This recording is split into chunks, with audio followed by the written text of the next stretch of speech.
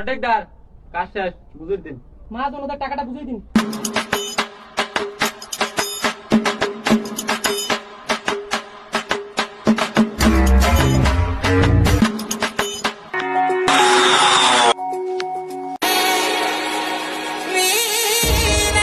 চলতেছে, টাকা টাকা কিন্তু বাইরে রাখা যাবে না। কন্ট্রাক্টর আজকে টাকাটা দেন।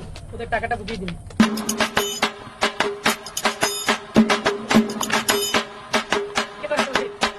ভালো হয়েছে আজকে আইনে বইছো, কালো ঘরের মধ্যে ভাই ক্যাশও কোনো টাকাই বানা বেড়া পেলেন রয়েছে আজকে।